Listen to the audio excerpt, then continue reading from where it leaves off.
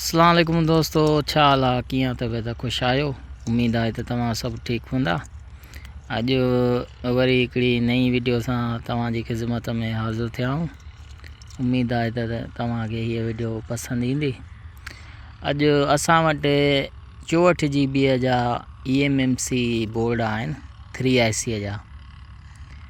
सो अव्हांखे हिकु हिकु करे ॿुधाईंदासीं त हे इन जो कोड ऐं तव्हां कीअं सुञाणे सघो था उन जे बारे में अॼु वीडियो रिकॉर्ड करे रहिया आहियूं। हे कुझु बोर्ड आहिनि, तव्हांखे हिकिड़ो हिकिड़ो करे ॿुधाईंदा। हे असां वटि बोर्ड आहे बाइविन IC कंपनीअ जो आहे।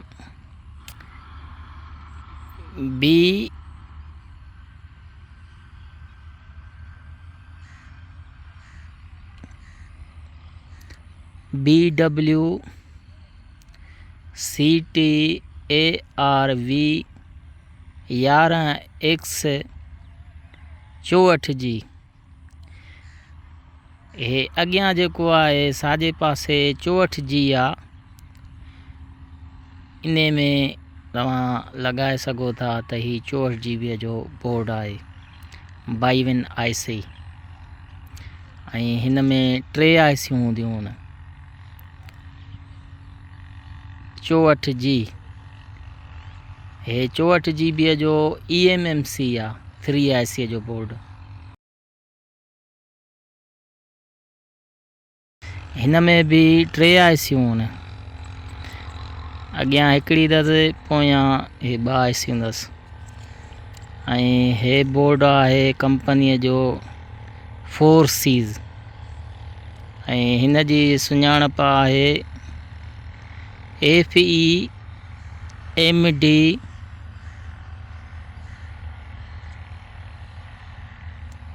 N064G। ही तव्हां ॾिसी सघो था 4CIC आहे, 64G लिखियल आहे।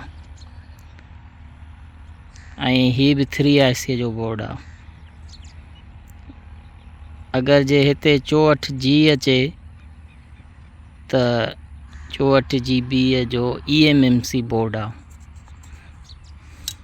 ऐं कुझु ॿिया बि मूं वटि बोर्ड आहिनि, उहे बि अव्हांखे ॿुधाईंदा त तव्हां कीअं सुञाणे सघो था। हिन में बि 3 IC लॻल आहिनि बोर्ड में। ऐं हे कंपनी आहे सेक IC KLM-CG। हाणे हिन बोर्ड जी सुञाणप आहे KL सां जेको बि बोर्ड हुजे जंहिंजी KL सां हुजे उहो EMMC जो बोर्ड आहे, प्रॉपर EMMC।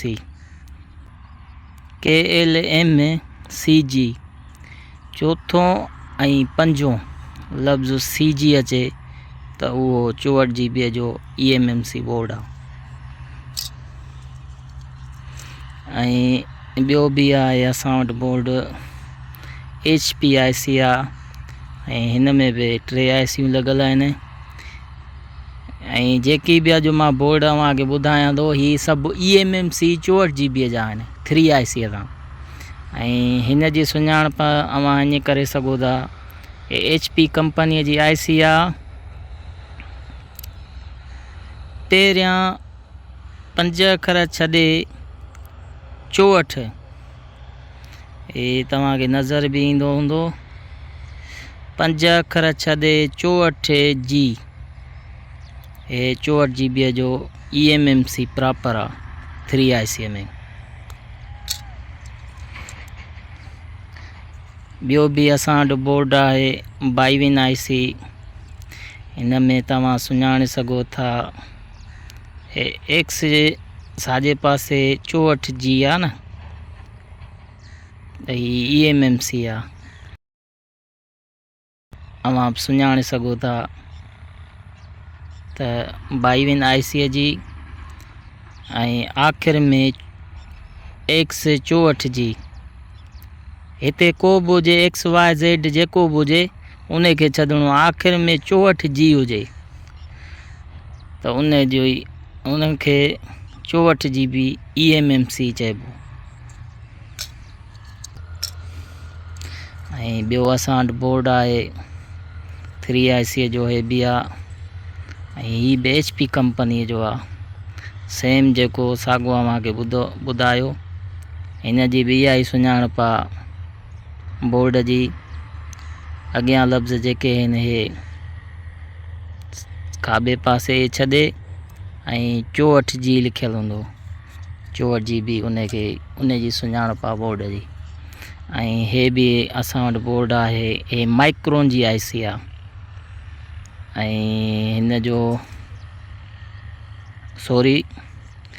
में 3 IC लॻल आहिनि, माइक्रोन जी बि आहे, मीडियाटेक जी बि आहे ऐं YMEC IC, हिनखे चइबो आहे YMEC IC। ऐं हिनखे तव्हां कीअं सुञाणे सघो था,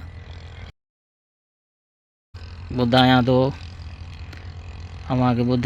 हिन जे अॻियां लिखियलु आहे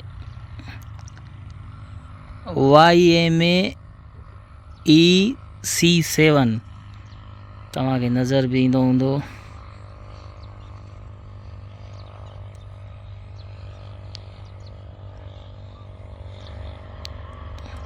हेठें पासे YMEC7 अचे त उहो 64 GB eMMC बराबरि आहे। ऐं हे जेके मां तव्हांखे बोर्ड ॾेखारिया आहिनि, हे 64 GB जा बोर्ड आहिनि, eMMC प्रॉपर।